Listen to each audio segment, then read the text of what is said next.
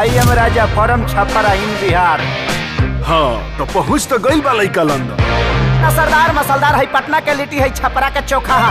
पर का करो बेचारा, इस ससुरा अंग्रेजी एकरा के उठा उठा के पटकता। Can you make it with less chili? Chili केगा चिली अब छिलाता।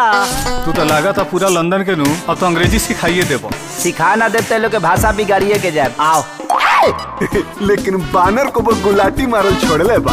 इतना पगला दी सभी मागे डिस्टर्ब हो गइल बा हमार। ना कहल जाला कि भाग में जब लिखल बा भोजपुरी तो कहाँ से बबुआ पैते लंदन के गोरी। लड़की देखे ना इतना सुंदर हो, लगत नेचर से एकदम छू छू नर हो, काहे करते हो हमसे hi hello hello hello hello.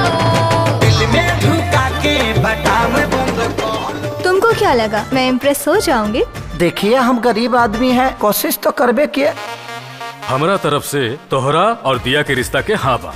ओ बबुआ की देसी लड़की चाही। जब बुझिए गइल बड़ू त खुद के पूछल जरूरी बा। झुलुआ जवानिया पा झुल जाई हो, ऐसे झाका झूमर में कमर से सड़िया खुल जाई हो। अब तो हर बाबूजी मान जाए बस। हम अपना बाबूजी के तो चुटकी बजा के मना ले जाता नहीं ना। अगर तोहरा हमार राजा पसंद बा तब राजा के ब्याह तोहर तुलसी से होई।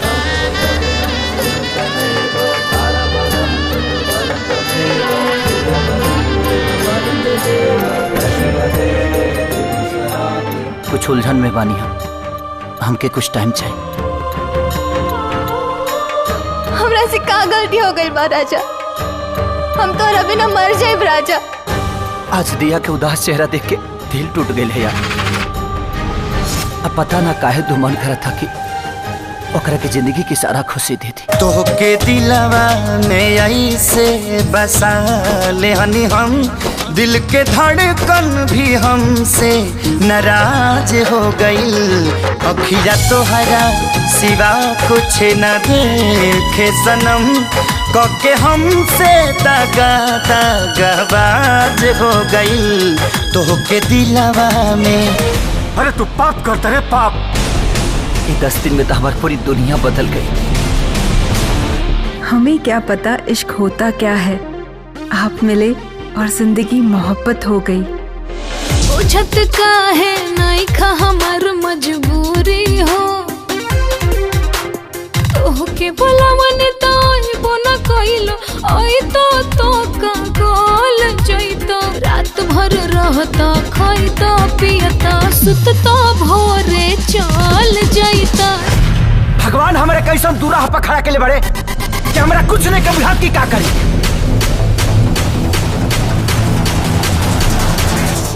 हमारा कुछ समझ में नहीं आवत कि ओकरा के हम कैसे बताएं कि हम तो उससे प्यार करेंगे।